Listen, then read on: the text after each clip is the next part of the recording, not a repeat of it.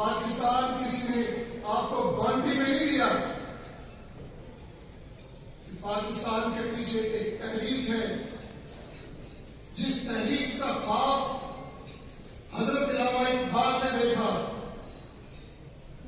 جس کی پذیرائی سر سید احمد خان نے کی,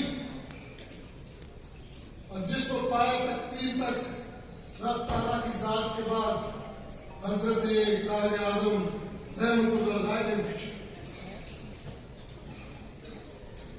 آپ کو شاید